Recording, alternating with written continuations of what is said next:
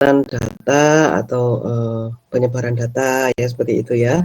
Tetapi di sini dua topik ini ya, ini ada dua topik sendiri-sendiri sebetulnya ya, regresi sendiri, korelasi sendiri ya.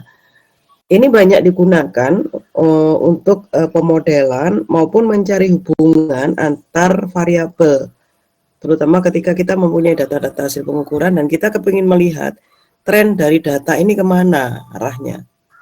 Ya, apakah setelah kita sudah tahu trennya, apakah setelah itu saya bisa mengestimasi yang berikutnya seperti apa?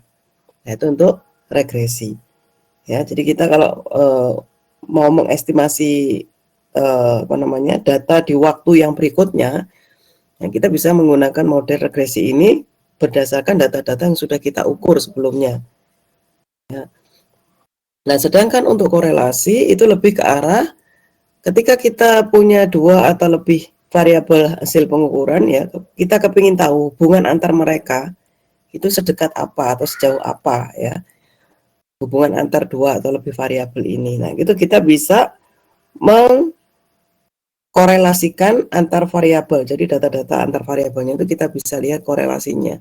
Dari faktor korelasinya nanti akan ketahuan apakah variabel-variabel itu saling berhubungan satu dengan yang lain atau sama sekali tidak berhubungan. Nah, itu ya analisa untuk data ini sebetulnya ya, regresi dan korelasi ini. Jadi nanti di dalam regresi saya akan menjelaskan tentang konsep regresi yang sederhana dulu, kemudian persamaan regresi sederhana atau biasa dikatakan sebagai regresi linier ya.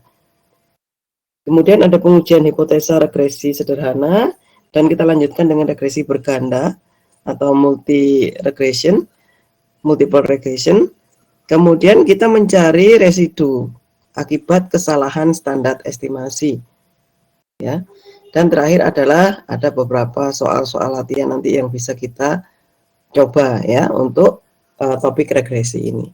Sedangkan untuk topik korelasi itu kita bahas dulu tentang konsep korelasi dulu, kemudian apa itu koefisien dan arah korelasi, dan bagaimana cara menentukan koefisien korelasi. Dan kita akan mengenal dua jenis korelasi, yaitu korelasi Spearman dan Pearson.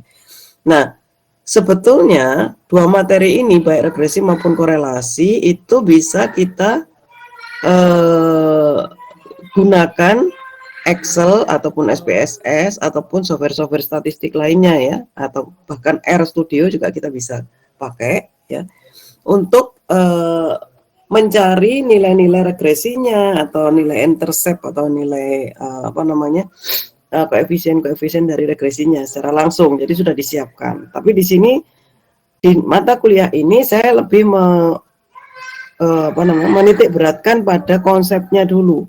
Jadi yang saya berikan nanti itu rumus yang standar dulu. Ya, sedangkan kalau sudah paham dengan rumus standarnya, kita bisa langsung menggunakan Excel atau menggunakan SPSS atau menggunakan RStudio atau software-software statistik lainnya. Ya, itu sudah tersedia semua dan tinggal pakai aja, nggak usah repot-repot nyari R-nya persamaannya apa misalkan ya nggak perlu karena dia sudah tinggal pakai. Nah, tetapi untuk materi ini saya akan jelaskan dulu rumusnya ya, justru dari awal itu sehingga bisa digunakan di rumus yang sudah jadi di software-software statistik tersebut. Ya. Nah, untuk regresi dulu ya, untuk regresi, untuk pendahuluan dari model regresi dan korelasi ini kita lihat perbedaannya ya. Kalau ditinjau dari bentuk atau pola hubungan antar variabel datanya, jadi kita lihat pola dari datanya atau variabilitas dari datanya, maka kita akan menggunakan analisa regresi nanti untuk penyelesaiannya. Ya, sama seperti nanti kalau misalkan kamu sudah mengerjakan tugas akhir ya atau proyek akhir, ketika kamu sudah membuat sistem dan kamu menguji sistem itu sehingga mendapatkan data, ya, data ini mau diapakan, ya, kan butuh dianalisa. Nah, ada berbagai cara analisa, baik itu secara analisanya kuantitatif atau kualitatif, ya. Nah, salah satu dari analisa kuantitatif itu adalah analisa statistik ini, ya, di mana data-data tersebut bisa kita lihat pola atau tren dari datanya. Nah, kita bisa gunakan model regresi ini. Dan dari pola itu nanti akan ketahuan mencengnya dari data itu terhadap modelnya seberapa jauh. Nah, kita akan dapatkan errornya atau kesalahannya. Ya. Kemudian kalau kita ingin melihat atau menganalisa hubungan, keeratan hubungan antar variabel-variabel yang kita ukur tadi, data yang kita ukur tadi, ya seberapa eratnya sih, misalkan kita punya data sensor A, kemudian sebanyak 100 data, sensor B sebanyak 100 data, sensor C sebanyak 100 data. Adakah hubungan antara sensor A dan sensor B? Ya, atau seberapa erat hubungan, misalkan sensor A itu sensor suhu, sensor B itu adalah sensor gerak misalkan ya, sensor C itu adalah sensor apa namanya biasanya, kelembapan misalkan ya. Seberapa erat hubungan antara sensor suhu dan sensor kelembapan misalkan. Nah, itu kita bisa membuktikannya atau menganalisanya dari data tersebut menggunakan analisa korelasi. Nanti dari situ baru ketahuan, oh ternyata nggak terlalu erat hubungannya.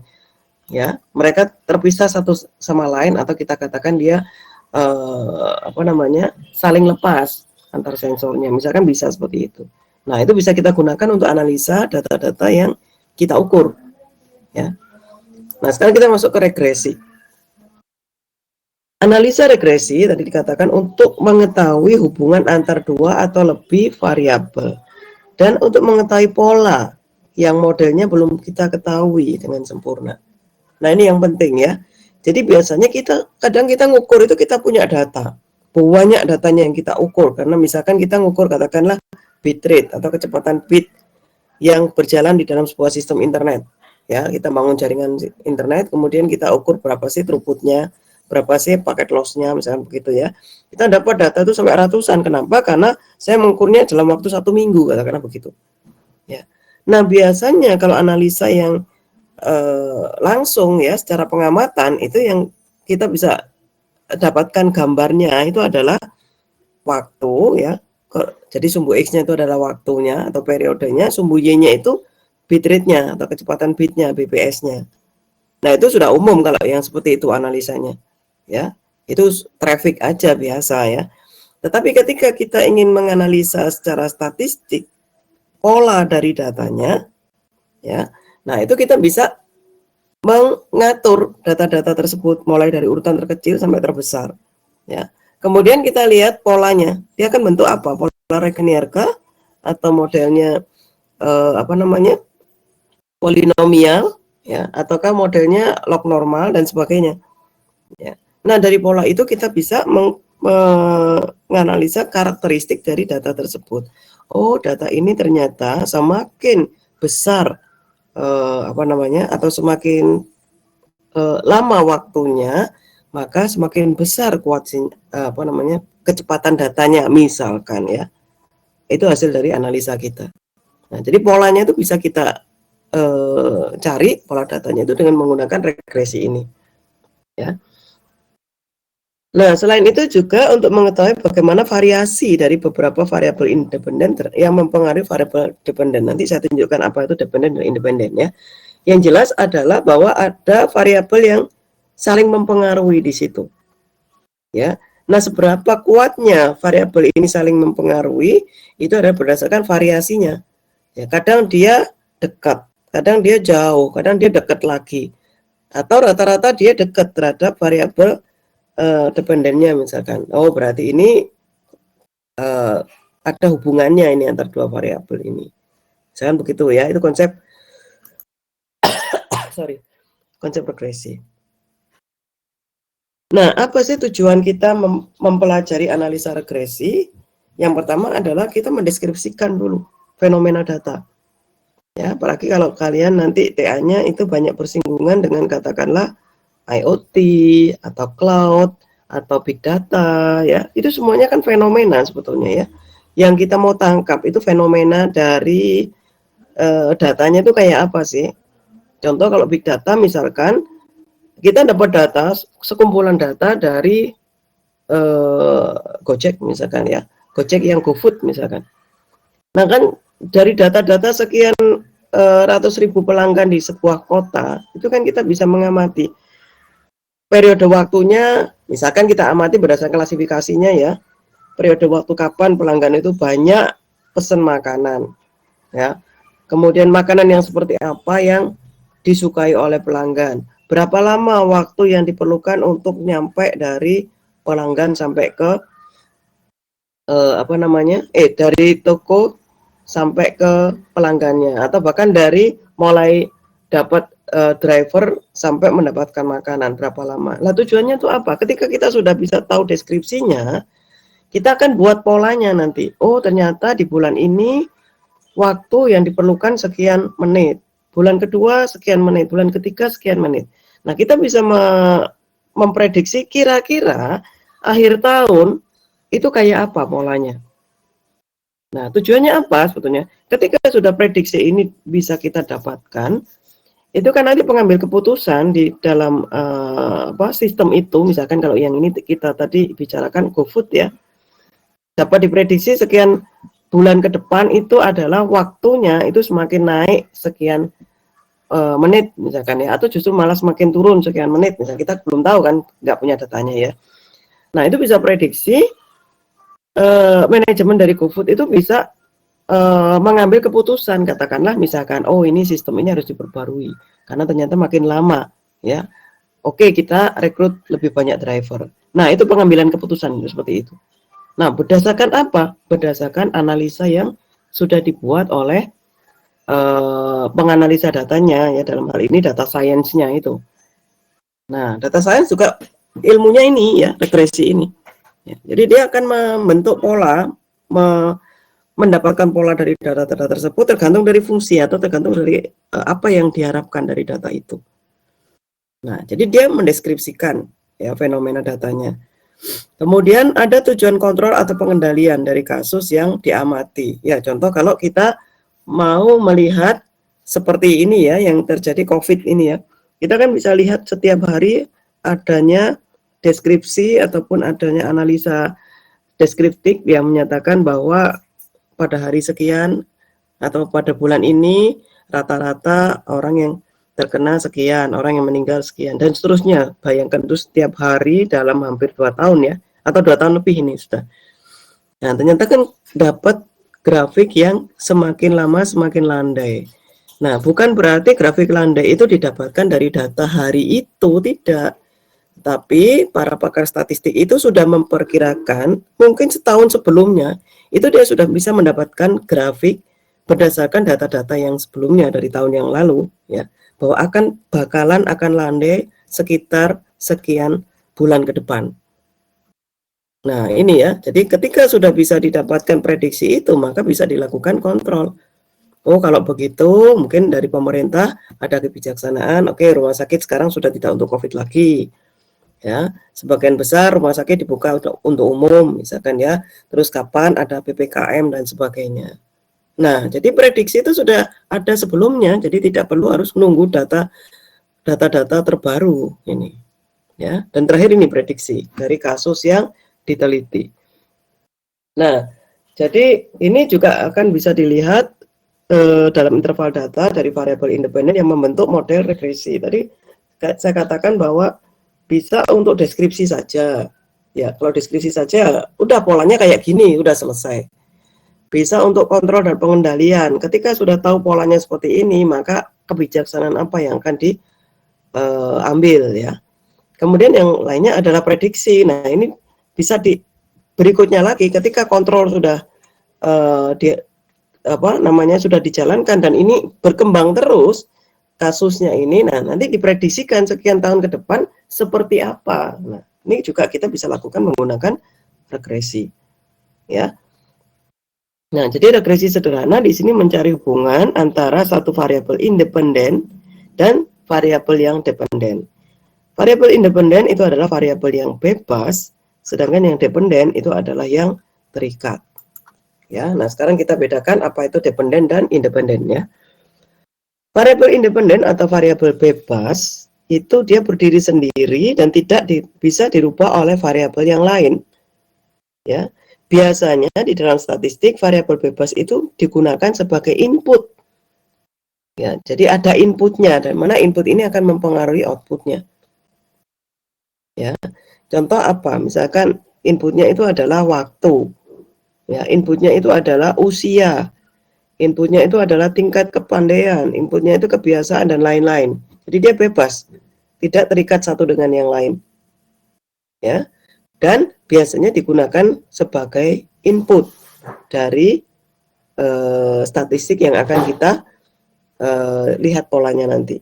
Ya, itu independen, bebas. Sedangkan variabel yang dependen atau terikat itu ciri khasnya adalah dia sebagai outputnya. Dia dipengaruhi oleh inputnya.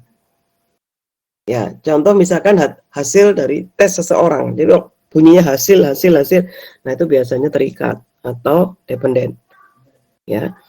Hasil seseorang, hasil tes itu tergantung dari apa? Ya, seberapa banyak sarapannya, seberapa banyak waktu tidurnya, seberapa siap orangnya, seberapa banyak buku penunjang yang dipelajarinya. Nah, kan dia nggak bisa berdiri sendiri hasil tes itu. Tapi ada variabel bebas lainnya yang mempengaruhi hasil tadi. Nah, itu kita katakan sebagai variabel dependen atau terikat. Ya, jadi kalau nanti di dalam regresi, yang variabel independennya itu biasanya dilambangkan dalam X dan dependennya itu Y.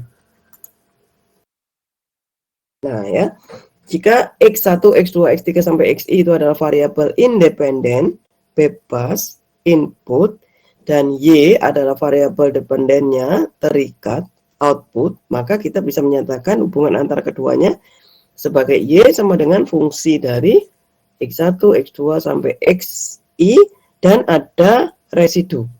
Ya, nanti residu itu akan kita hitung sendiri nanti di belakang. Ya.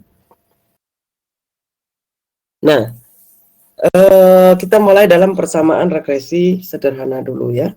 Jadi model regresi sederhana atau kita sebut sebagai regresi linear itu dinyatakan sebagai Y sama dengan A plus BX. Y itu adalah variabel dependennya, variabel terikat. X variabel bebasnya, A itu adalah estimasi untuk interceptnya, perpotongan dengan sumbu Y, ya, di mana X-nya sama dengan 0, itu A-nya, dan B-nya itu adalah koefisien regresi atau slope dari X per Y-nya. Nah, saya kira kalian sudah terbiasa dengan regresi linear ini ya, sudah umum ini soalnya, dan sudah diberikan di beberapa mata kuliah ini ya, termasuk metode numerik sekarang kan mesti ada ini regresi linear ini ya. Nah, jadi kalau regresi linear itu pola datanya cenderung seperti ini ya. Jadi semakin besar nilai sumbu X, maka nilai sumbu Y-nya juga semakin besar. Atau semakin besar variabel bebasnya, maka akan cenderung diikuti oleh variabel terikatnya juga semakin besar. Ya. Tadi A itu di sini nilai A, ya, intercept perpotongan dengan sumbu Y, di mana X-nya sama dengan 0. Kemudian B itu adalah Y per X, ya. Nah, ini B-nya. Ya. Kemudian ini data-data yang sesungguhnya yang biru ini. Nah, yang merah ini itu adalah pola regresi linearnya ya, garis merah ini. Nah, di mana nilai A itu kita dapatkan dari sigma Y, ya, karena datanya ini kan mesti ada data Y dan data X kan ya, data biru ini kan sudah ada data Y-nya berapa terhadap data X-nya berapa. Jadi kita bisa nyari sigma Y-nya dikurangi dengan B sigma X dibagi dengan N. Ya, di mana B-nya sendiri dan N ini adalah jumlah data ya, jumlah total data. N dikalikan sigma XY dikurangi sigma X, sigma Y dibagi dengan N dikalikan sigma X kuadrat dikurangi dalam kurung sigma X kuadrat. Ya. Nah, nanti kalau untuk ujian atau UTS, UAS statistik nggak usah dihafalkan ya, karena ini pasti open nanti rumus-rumus seperti ini ya. Jadi A dan B bisa kita masukkan di dalam persamaan sebelumnya ini. Jadi A dari nilai tadi dan B dari nilai tadi. Nah, ini sebetulnya kita juga bisa menggunakan fungsi regresi linear yang dimiliki oleh Excel. Ya, jadi asal Anda bisa dapat linear regression-nya, kemudian kita masukkan data-data X-nya dan data-data Y-nya, dia akan menghitung sendiri A dan B-nya dan didapatkan Y sama dengan bla bla bla plus bla bla bla X gitu. Ya.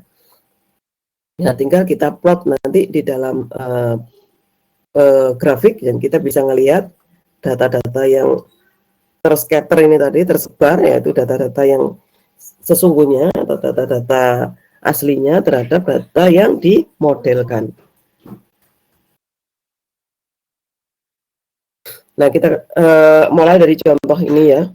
Sebuah penelitian yang bertujuan untuk mengetahui adakah hubungan antara besarnya pendapatan, kita nyatakan sebagai X, dan banyaknya konsumsi, kita nyatakan sebagai Y.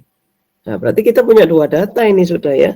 Berdasarkan survei, kita ada dua data ini, dua jenis data, yaitu data pendapatan dan data konsumsi. Ya. Nah, untuk itu diambil sampel acak sebanyak N, 10 keluarga, untuk diwawancarai, dan hasilnya ini adalah jumlah orang-orangnya atau jumlah pendapatannya dan jumlah konsumsinya di sini data-datanya. Ya. Jadi kalau kita perhatikan di sini ada 10 data, di mana 10 data itu adalah diambil dari 10 keluarga. Setiap keluarga itu akan mengisi nilai-nilai tertentu untuk pendapatan ya. Misalkan ini pendapatannya dalam satu bulan adalah 6 juta, 8 juta, 10 juta, dan seterusnya. Ya. Kemudian yang ini, Y ini adalah konsumsi habisnya dia, ya, atau apa yang dia gunakan dalam satu bulan, 5 juta, 6 juta, 8 juta, dan seterusnya. Nah, apakah ada hubungan X dan Y ini? Nah, itu akan dilihat polanya seperti apa. Nah, kita hitung berapa koefisien regresinya dan bagaimana persamaannya, kemudian gambarkan dan plot data grafiknya. Nah, kalau kita menghitung agak soro dengan Excel, ya itu tadi, datanya kita masukkan data X, data Y-nya, ya.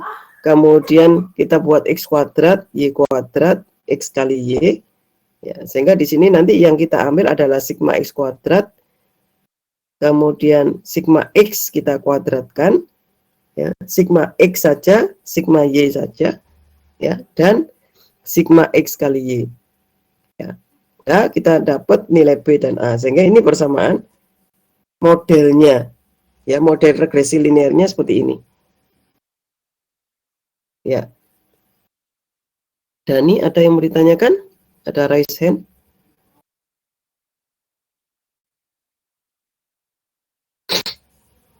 Oke, sekarang kita mendapatkan Y model itu adalah dari hasil ini ya, ketemu A dan B-nya itu adalah 1,5 plus 0,6 X. Sekarang ini kita plot, ya, data X dan Y-nya juga kita plot. Jadi ketika X-nya 6, Y-nya 5, ketika X-nya 8, Y-nya 6, ketika X-nya 10, X-nya 8, dan seterusnya. Maka kita mendapatkan data ini, ya, kita 6, ininya 5, ketika 8, ininya 10, dan seterusnya, ya. Sedangkan yang oranye itu adalah hasil regresi linearnya. Nah, kalau kita perhatikan di sini, data X dan Y itu memang cenderung polanya linear, ya. Sehingga kita sebetulnya bisa memprediksi ketika kita melihat data yang ke-11, yaitu misalkan ini ada pendapatannya 30 juta, nah, kemungkinan konsumsinya juga akan naik, ya, karena kalau kita lihat ini modelnya linear begini. Nah, ini plot regresi linear. Oke, sampai di sini ada yang mau ditanyakan? Masih bisa paham ini? Ngikutin? Halo? Masih bisa ya? Oke, saya lanjut aja karena memang cukup banyak ini materinya ya. Berikutnya lagi adalah konsep regresi berganda. Ini disebutnya juga sebagai multiple regression. Nah, regresi berganda itu yang berganda apanya? Bagian B-nya ini. Jadi kita tidak yang polinomial ya, atau yang model kuadrat, bukan, tetapi kita gandakan B-nya ini. Ya, multiple regression. Jadi untuk multiple regression di sini mencari hubungan antara lebih dari satu variabel independen. Ya, jadi variabel bebasnya lebih dari satu. Bagaimana dua atau lebih variabel bebas itu mempengaruhi variabel terikatnya. Kalau contoh yang pertama tadi kan satu variabel bebas, satu variabel terikat ya. Nah, ini sekarang lebih dari satu variabel bebas mempengaruhi satu variabel terikat. ya. Nah, jika kita menggunakan dua variabel bebas yaitu X1, X2, maka kita butuh B1, B2 ya untuk mendapatkan nilai Y topinya. Y topi ini adalah Y modelnya atau disebut juga sebagai Y estimasinya. Ya. Kalau kita menggunakan tiga variabel bebas X1, X2, X3 berarti kita butuh B1, B2, B3. Kalau A-nya cuma satu.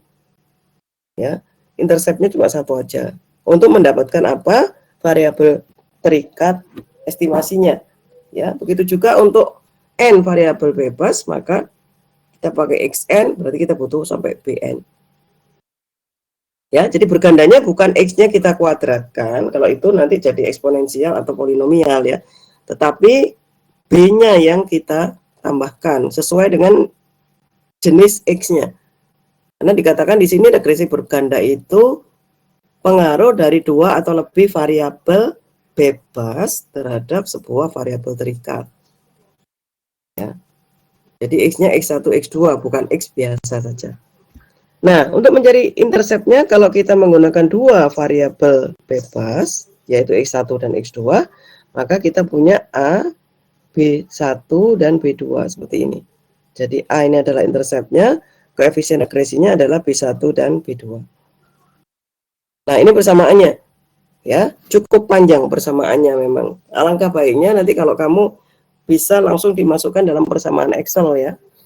Atau langsung aja pakai yang multiple regression tetapi untuk dua variabel gitu ya. Kemudian kalau untuk variabel bebas, nah ini lebih, jadi semakin banyak variabel bebasnya, penyelesaiannya menjadi semakin kompleks memang ya. Jadi untuk tiga variabel bebas kita punya sigma x1y, x2y, x3y seperti ini. Nah kan kita masih mencari B1, B2 dan B3-nya ya. Kemudian nilai dari A itu ini, Y rata-rata dikurangi B1X rata-rata, dikurangi B2X rata-rata, kurangi B3X rata-rata. Ini nilai A-nya. Ya. Nah, dan juga kita lihat bahwa sigma XI kuadrat adalah sigma XI kuadrat dikurangi sigma XI dalam kurung kuadrat dibagi dengan N. N adalah jumlah datanya. Ya, nanti kita lihat untuk yang lebih detailnya. Begitu juga kita mencari sigma XIY dan mencari sigma Y kuadrat.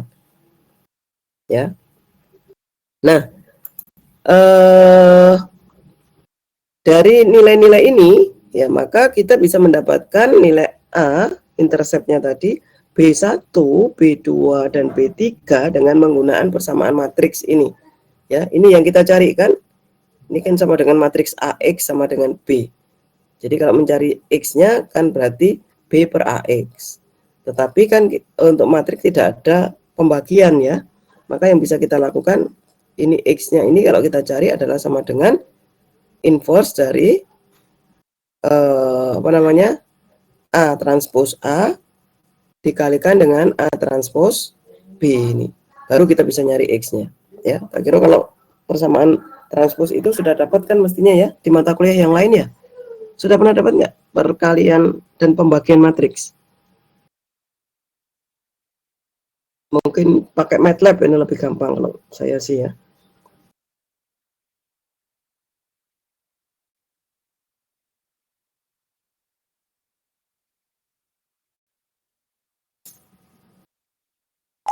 Sudah pernah dapat belum untuk perkalian dan pembagian matriks di mata kuliah lain?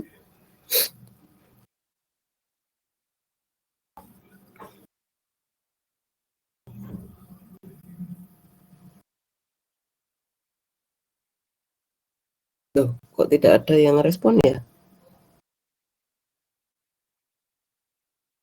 Sudah dapat ya Nur Laila. Di mana dapatnya? Mata kuliah apa?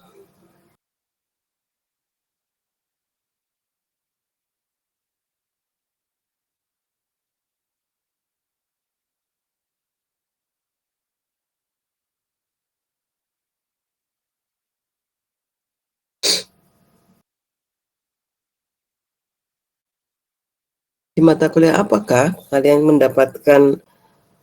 Oh, matematika. Oke, baguslah begitu ya. Ya.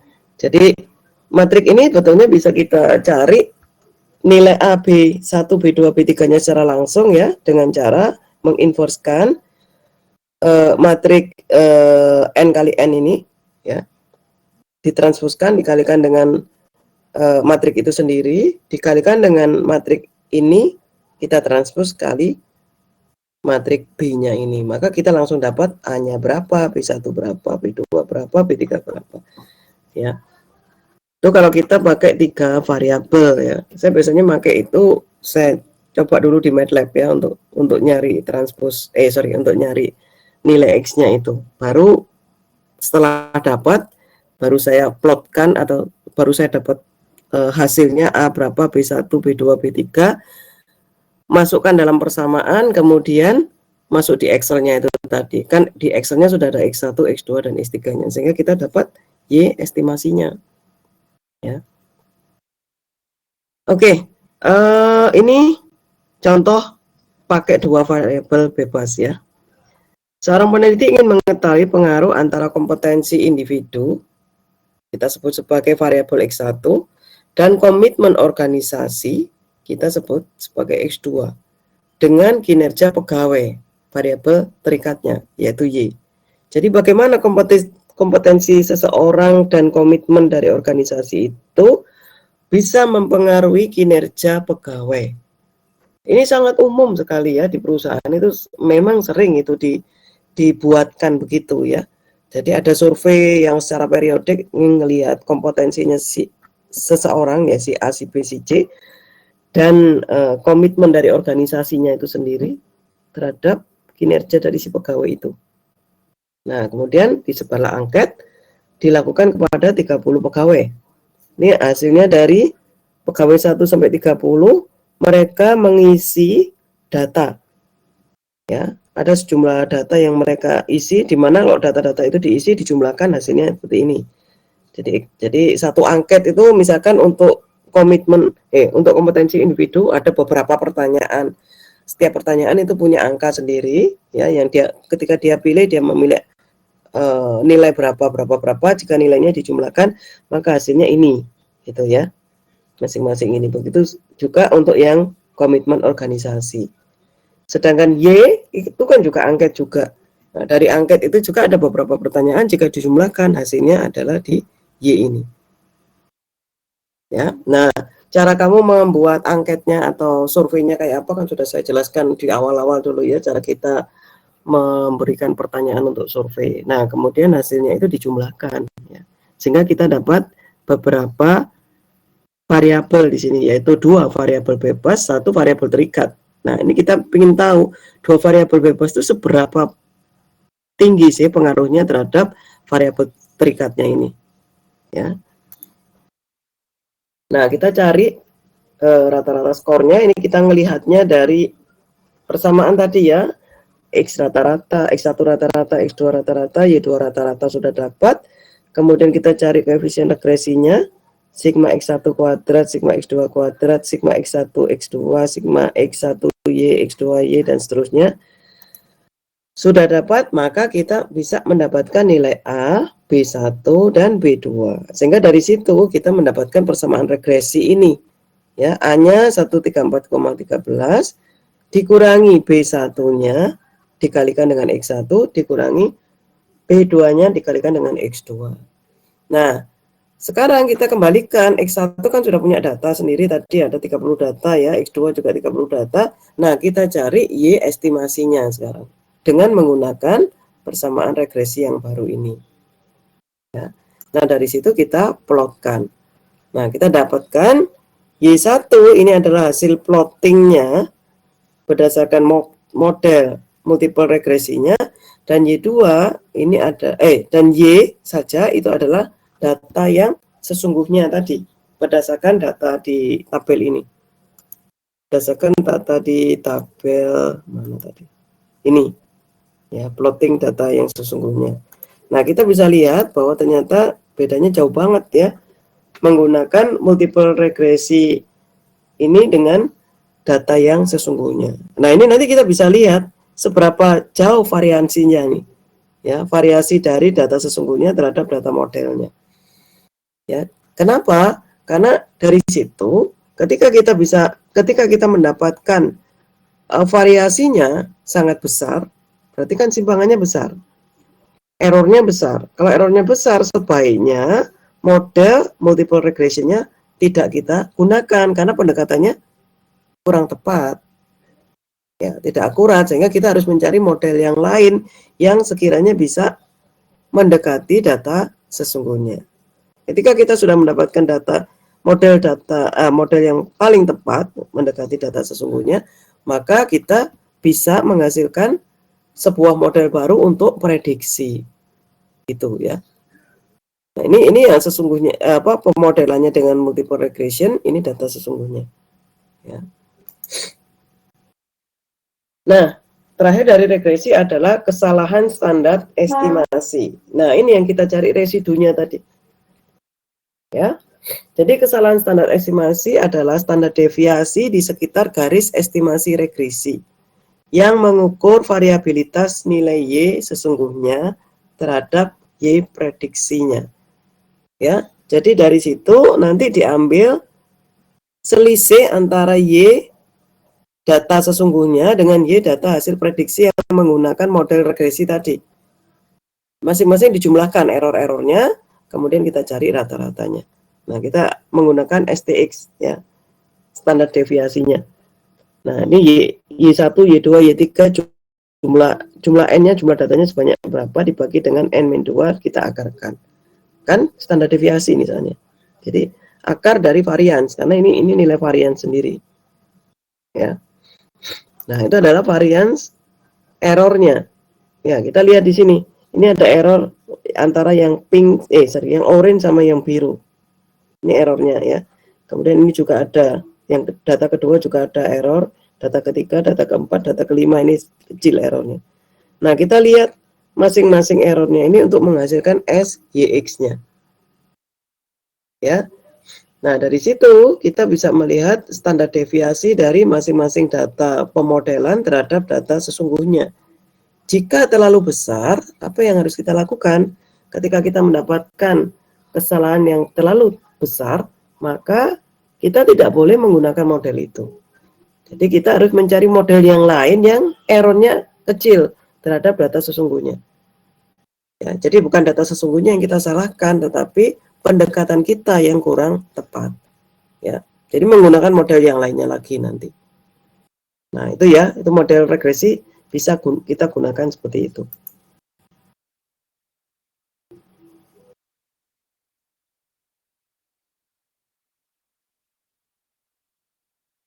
Nah, untuk latihan soal ini nanti silakan dikerjakan di rumah ya. Kita lewat ini semuanya latihan mengenai regresi dulu ya. Sekarang yang berikutnya adalah korelasi. Sampai di sini regresi ada yang mau ditanyakan?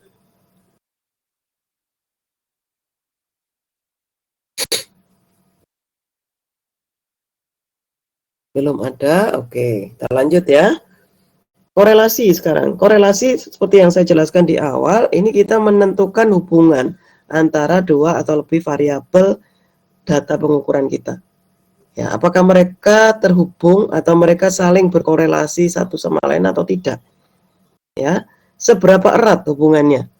Nah, ada di situ yang namanya faktor korelasi yang menunjukkan prosentase keeratan dari hubungan dua atau lebih variabel tersebut. Ya, kalau tadi kan kita untuk regresi kita tentukan polanya ya untuk dapetin prediksinya. Kalau yang ini cuma ini sajanya dua dua variabel ini punya hubungan atau enggak sih? Gitu ya. Nah itu sangat-sangat dua topik ini itu sangat bermanfaat untuk ketika kita mendeskripsikan data-data pengukuran kita secara analisis. Jadi kita sudah tidak main di statistik deskriptif lagi, tetapi sudah ke statistik inference. Ya, karena ada data yang bisa kita simpulkan, ya, antar mereka ini saling dekat hubungannya atau tidak. Kemudian ada nggak prediksi untuk data berikutnya. Nah ini sudah masuk inference semua ini, ya sudah bukan deskriptif lagi. Ya. Nah, untuk yang korelasi di sini menjadi bukti ada tidaknya hubungan ya antar variabel. Jadi ada tidaknya itu dinyatakan dalam besar kecilnya nilai dari faktor koefisien korelasinya, ya. Dan juga ada kejelasan apakah punya arti hubungan tadi, ya. Artinya hubungannya itu meyakinkan enggak, gitu ya. Apakah erat atau tidak erat?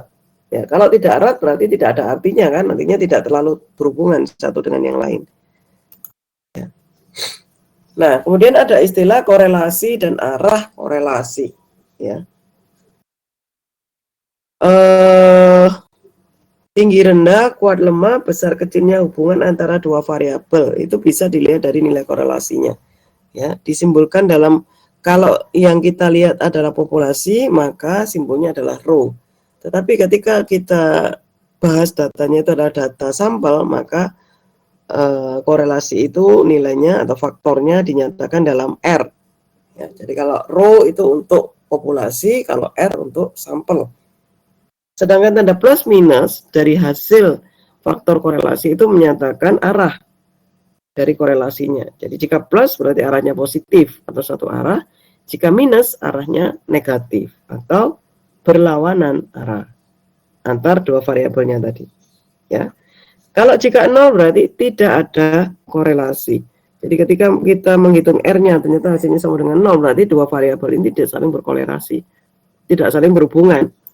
Nah, gitu ya.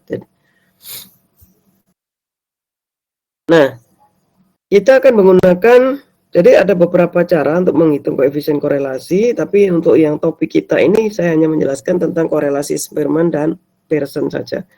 Kendall kita lewati ya. Dan yang perlu diketahui adalah ketika kita membicarakan korelasi, jadikan hubungan antar dua variabel atau lebih ya. Antar variabelnya itu tidak ada istilah terikat atau bebas. Mereka punya level yang sama. Ya. Nah, ini bedakan dengan regresi tadi. Kalau regresi itu variabelnya ada variabel bebas, ada variabel terikat. Ya. Jadi yang bebas itu levelnya lebih tinggi daripada yang terikat. Tetapi ketika kita bicara korelasi, ya variabel aja, tidak ada bebas, tidak ada terikat. Gitu. Nah, kita mulai dari korelasi yang pertama, yaitu Spearman. Ya, ya mungkin sudah pernah dapat juga ini korelasi ini di SMA dulu kali ya, mungkin, atau sudah lupa kali ya, atau di matematika mungkin. Nah, korelasi Spearman disebut juga sebagai korelasi ranking, di mana dua variabel yang akan diamati korelasinya masing-masing memiliki tingkat pengukuran yang berskala. Jadi harus kita rankingkan dulu dua variabel ini. Jadi nggak bisa langsung kita cari korelasinya ya, tapi harus melewati proses perangkingan dulu. Ya. Kemudian nilai dari faktor korelasinya atau koefisien korelasinya itu adalah bisa rho, bisa R ya. Kalau rho tadi itu populasi, kalau R itu untuk sampel. Ya. 1 minus 6 kali sigma DI kuadrat dibagi dengan N dikalikan N kuadrat min 1, dimana kita sudah tahu N ini adalah jumlah datanya, DI ini nanti jarak, ya, jarak antar tingkatnya, ya. Nah, caranya adalah bagaimana kita menggunakan korelasi Spearman ini untuk mencari hubungan antar dua variabel ini, ya. Pertama, kita harus melakukan pemeringkatan data, ya. Setiap variabel tadi kita lakukan pemeringkatan. Tadinya kan random ya, nilainya random. Kemudian kita peringkat mulai dari yang level kecil atau nilai yang terendah sampai yang tertinggi untuk dua variabel tadi. Ya, jadi kita urut dulu datanya. Kemudian bagaimana kalau misalkan dari data-data itu ada nilai yang sama, maka kita lakukan peringkat rata-rata. Ya, jadi ada misalkan urutan 1, 2, 3, 4, 4, 5, 6, 6, 7, 8, maka 4 itu ada nilai peringkatnya. Jadi kalau misalkan harusnya dia di peringkat ke-4, itu dia menjadi nilai peringkat 4,5. Ya. Nah, kemudian carilah selisih peringkat antara satu variabel dengan variabel lainnya. Nah, itu kita sebut sebagai DI. Ya, dan setelah itu kita hitung koefisien korelasinya. Ini contoh ya. Dapatkan korelasi antara harga saham dan laba perbankan yang mempunyai data sebagai berikut. Ini laba perbankannya, ya satuannya mungkin triliun. Ini harga saham, satuannya mungkin rupiah. Ya, ini atau ini labanya mungkin tidak bisa triliun lah ya. Labanya per bulannya itu misalkan katakanlah dalam satuan juta ya. 3,58 juta, 2,51 juta dan seterusnya ya. Kemudian harga sahamnya 1.025 rupiah. Yang saham kedua 1.375 dan seterusnya. Nah, kita lihat korelasi. Yang ini tentang saham-saham, ini tentang laba bank. Ya, bank 1, bank 2, bank 3, bank 4 dan seterusnya punya laba seperti ini. Nah, tadi dikatakan ketika kita sudah mendapatkan data-datanya, kemudian kita lakukan pemeringkatan. Laba bank kita peringkat mulai dari yang terendah sampai tertinggi. Ini tadi yang terendah adalah 0,13 ya, tertinggi 3,58. Kita ubah, kita sort dari terendah sampai tertinggi. Kemudian kita lakukan pemeringkatan. Yang terendah tadi peringkat 1, berikutnya peringkat 2, peringkat 3, peringkat 4 dan seterusnya sampai peringkat 8 karena total N-nya ada 8 ya. Begitu juga yang bagian variabel kedua, yaitu harga saham. Kita lakukan pemeringkatan, yang terendah di sini 30, yang tertinggi 3.350. Di sort, kemudian lakukan pemeringkatan untuk harga saham. Sudah, kita dapat peringkat untuk yang laba dan peringkat untuk harga saham. Berikutnya, kita kembali lagi ke dua nilai ini tadi, variabel ini. Kalau berdasarkan peringkat ini, laba bank yang 3,58 itu ada di peringkat berapa? 8.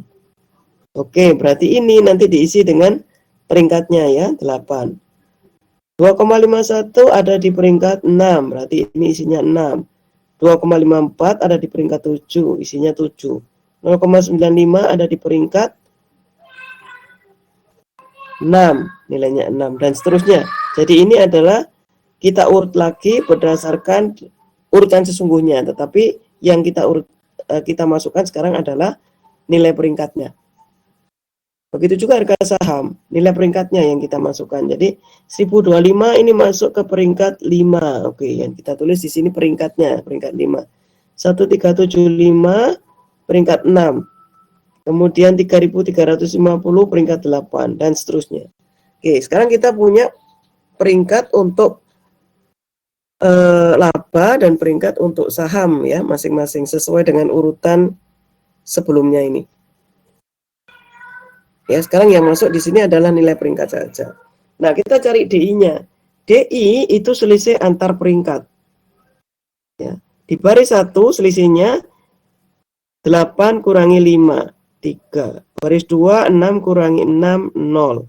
Baris 3, 7 kurangi 8, min 1.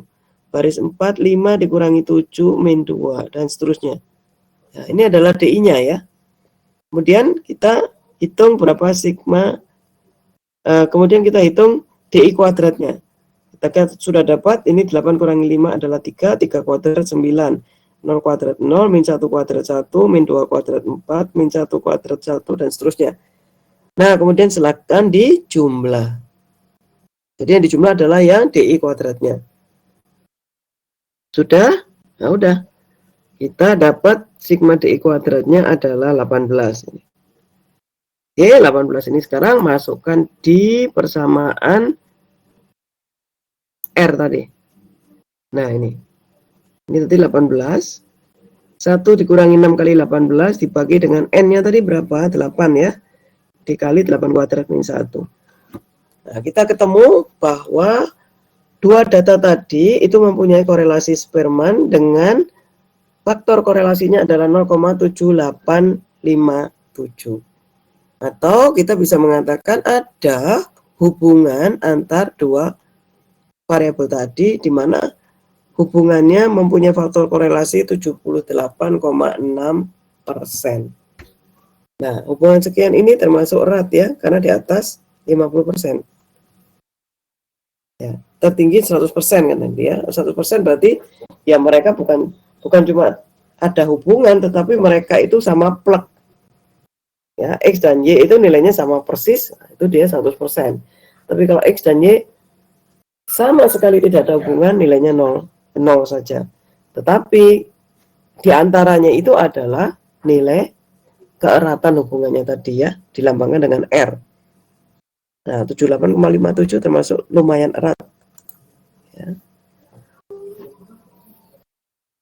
Oke, itu korelasi dari Spearman ya, berdasarkan pemeringkatan. Yang kedua adalah korelasi Pearson. Kalau Pearson, kita tidak perlu melihat pemeringkatan ya. Dan sama, kita juga akan melihat seberapa besar hubungan antara X dan Y-nya tadi. Dua variabel tadi. Ingat bahwa Y bukan variabel terikat dan X bukan variabel bebas. Ya, tidak punya bebas dan terikat kan tadi dikorelasi ya. Jadi sama, dia juga menyatakan besarnya pengaruh dari variabel satu terhadap lainnya. Dinyatakan dalam persen ya. Jadi R-nya itu nanti dipersenkan ya. Karena nilai R itu kan hanya dari 0 sampai 1. Untuk menggunakan Pearson ini, kita harus punya asumsi bahwa data itu berdistribusi normal. Data yang mau kita cari korelasinya berdistribusi normal. Kemudian kedua variabelnya harus memiliki data linier. Jadi perhatikan, ketika salah satu datanya itu kuadrat, kita tidak bisa menggunakan Pearson. Ya. Jadi Pearson harus masing-masing variabel itu datanya harus linier. Ingat ya, hati-hati ini kalau menggunakan Pearson ini. Kemudian kedua variabel itu punya data yang dipilih secara acak. Ya, nanti biasanya itu datanya data acak. Kedua variabel punya variasi skor yang sama. Dan terakhir adalah punya data interval atau rasio.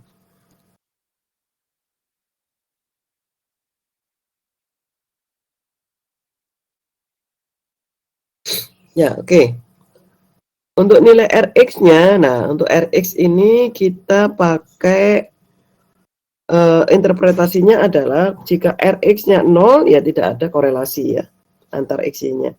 Jika Rx antara 0,01 sampai 0,2, korelasinya sangat rendah. 0,21 sampai 0,4 rendah, 0,41 sampai 0,6 agak rendah, dan seterusnya sampai 1 sangat tinggi korelasinya. Ya sudah, kalau 1 sangat tinggi itu ya artinya ya X itu sama dengan Y mestinya. Ya. Nah, ini tadi Pearson ya. Sebetulnya korelasi yang sebelumnya tadi juga bisa kita nyatakan dalam interpretasi seperti ini sama. Tadi kan hasil dari perhitungan yang menggunakan korelasi Spearman tadi kan 0,78. 78% ya, 78 itu masuk di sini. Cukup ya. Jadi korelasinya cukup. Nah, untuk korelasi Pearson ini kita bisa lewat model uji hipotesa. Ya, jadi kita lakukan hipotesa 0 dan hipotesa 1 dulu, di mana bisa saja misalkan H0 adalah datanya ditolak atau data tidak berkorelasi. H1 data berkorelasi. Nah, itu hipotesanya itu ya. Kemudian kita mencari tabel penolong. Ini tadi pakai tabel Excel ya untuk dapatkan RX-nya. Ini untuk menghitung berapa sigma X-nya, berapa sigma X, berapa sigma Y-nya, berapa sigma X kuadrat dan seterusnya. Berapa sigma Y kuadrat dan seterusnya. Nah, kita pakai data penolong ini. Ya. Nah, setelah dapat masing-masing harganya X kuadrat, Y kuadrat, sigma X1, Y, kemudian sigma XY, kemudian sigma Y kuadrat ya. Nah, masing-masing sudah dapat datanya menggunakan tabel penolong, maka kita bisa mendapatkan nilai Rx-nya. Nah, ketika kita sudah dapat nilai Rx-nya, itu sebetulnya sudah selesai. Secara Pearson, kita tinggal lihat interpretasinya, dia masuk yang mana, cukup ataukah yang sangat terkorelasi ataukah tidak terkorelasi misalkan ya. Itu sudah cukup sebetulnya dari nilai R-nya ini. Tapi ketika kita menggunakan uji hipotesa, maka kita perlu taraf nyata. Ya, seperti yang sudah saya jelaskan yang minggu-minggu yang lalu. Taraf nyatanya alfa. Kemudian kita pakai tabel R. Nah, tabel R ini kayaknya kalian belum dapat ya. Nanti saya share habis ini ya untuk mencari nilai R-nya. Ya, nilai R yang ada di tabel R itu kita akan lihat terhadap nilai R yang kita hitung ini. Ya. Nah, untuk nilai R dengan di tabel R itu kita dapetinnya di ketika kita mencari DK-2, DK-nya itu adalah DK sama dengan N-2. Ya, sama seperti kita cari tabel T kemarin. Jadi sumbu atau kolom barisnya itu adalah DK-nya, sedangkan kolom-kolomnya itu adalah R-nya nanti. Ya, taraf nyatanya, setiap taraf nyata itu ada nilai R nanti. Ya. Di mana DK adalah sebenarnya N-2. N ini adalah jumlah data. Nah, kita bisa menerima atau menolak H0 ketika nilai R yang kita hitung ini itu berada di antara nilai min R tabel dan plus R tabel. Jadi ini seperti kita membuat uji dua arah kemarin. Ya, jika dia berada di tengah-tengah dari daerah kritis, ya, maka H0-nya diterima dan H1-nya ditolak. Nah, ini contohnya ya. Kita mau mencari hipotesa adanya hubungan antara nilai penjualan dan biaya promosi. Ya. Jadi ini misalkan kita lagi membangun market nih ya. Misalkan kamu jualan apa, bakso beranak atau apa gitu ya. Nah, kita mau sebelum kita jualan, kita survei dulu di situ. Ya. Kalau saya ketika ada diberikan ataupun saya jual baksonya per porsinya itu 25.000. Saya jual, ada berapa orang yang memberikan nilai 1 atau 2 atau 3. Ketika saya jual 30.000, ada berapa orang yang memberikan nilai dan seterusnya itu ya. Itu kita berapa data kan akhirnya. Kemudian ada biaya promosi. Biaya promosi juga gitu. Saya promosikan misalkan dapat diskon di awal 5%. Itu berapa orang yang setuju, nilainya berapa. Kemudian promosi yang lainnya misalkan beli sekian maka dapat free 1. Berapa orang yang akan memberikan nilai itu ya, dan seterusnya. Nah, sehingga kita nanti akan dapat data seperti ini. Ya, ada data seperti ini. Kemudian tinggal ini adalah tabel penolong ya. Kita cari perkalian X-nya pakai Excel aja ini ya. Kemudian X kuadratnya dan Y kuadratnya. Udah dapat semua, cari sigma X-nya, sigma X kuadrat, sigma Y kuadrat. Cari sigma Y saja dan sigma X saja. Nah, kemudian setelah dapat semua datanya, baru kita masukkan di dalam Rx-nya ini. Dapat 0,86. Berarti kan ini antara biaya produksi, biaya penjualan dan promosi ada hubungan ya, 86% hubungannya. Nah, sekarang kita punya taraf nyata 0,05. Ketika datanya ini ada 8, 1, 2, 3, 4, 5, 6, 7, 8. Ada 8 orang yang disurvei ya. Datanya ada 8, maka DK-nya 6. Dengan alfa 0,05 kita pakai tabel R, maka didapatkan R-nya 0,7067. Nah, kita lihat ini lebih kecil dari ini. Ini R tabelnya dan ini R hitungnya. Ya, berarti R hitungnya kan ada R hitung lebih besar dari R tabel. H0-nya ditolak. Nah, kita lihat di sini ya. Aturannya begini. R hitung itu harus di bawah R tabel positif dan di atas R tabel negatif. Tetapi ketika kita menggunakan R hitung tadi, itu di contoh yang tadi, itu ternyata R hitungnya di atasnya R tabel. Berarti H0 ditolak ya. Nah, H0 itu tadi mengatakan tidak terdapat hubungan antara nilai penjualan dan promosi. Nah, ketika kita tolak H0 berarti yang kita terima kan H1. Terdapat hubungan. Jadi kesimpulannya adalah dengan faktor korelasi 0,86 terdapat hubungan antara biaya penjualan dan promosinya. Nah, ini ya kesimpulannya begitu. Ya. Jadi ini korelasi Pearson sudah saya jelaskan, Spearman tadi juga sudah saya jelaskan. Itu adalah dua korelasi yang sering dipakai dan harus kita perhatikan konsepnya ya. Kalau Spearman itu kita harus melakukan pemeringkatan ya. Jadi setiap data yang ada di variabel X maupun variabel Y itu harus kita sort dulu dari rendah sampai tinggi, kemudian nilai sortnya atau urutan itulah yang akan kita cari jarak antar variabelnya. Kita dapat DI, nah dari situ kita bisa mendapatkan berapa koefisien faktor korelasi antara data X dan data Y-nya. Ya. Kemudian kalau yang Pearson, yang harus kita lihat adalah bahwa saat sesuai dengan asumsinya tadi, datanya harus data yang terdistribusi normal. Terus yang kedua adalah datanya harus data linier. Jadi ketika Anda mendapatkan data yang tidak linier, artinya data itu cenderung kuadrat misalkan, data X itu isinya adalah 1, kemudian 2, kemudian 5, kemudian 12, kemudian 25, 36, ya, atau habis 25, 49. Jadi lompatannya jauh-jauh. Nah, itu kan tidak linear ya. Nah, sudah jangan diselesaikan dengan Pearson karena nggak bisa. Pearson mintanya harus datanya linear. Ya, itu ya. Nah, ini juga ada latihan soal, silakan dikerjakan. Jadi latihan soalnya itu ada latihan soal korelasi sendiri, latihan soal regresi sendiri. Nah, harapan saya dengan Anda mengerjakan latihan soal ini sudah persiapan untuk UAS nanti. Ya, UAS banyak. Ini termasuk bahan UAS nanti. Ya, UAS kita di bulan Juni saya sudah dapat edaran itu.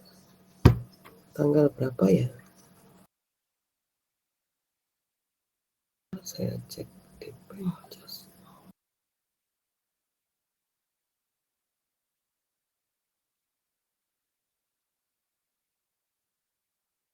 13 sampai 16 Juni ya UAS-nya. Nah, oke. Ada yang mau ditanyakan dari regresi dan korelasi ini? Jadi tugasnya ada 4 ya. Latihan soal yang regresi tadi 2, kemudian latihan soal yang korelasi 2. Ada yang ingin ditanyakan?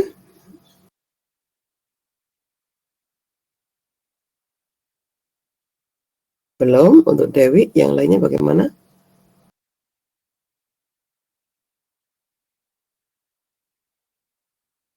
Oke, belum ada ya. Jadi, oke, untuk statistik kayaknya untuk hari ini kita akhiri dulu sampai di sini.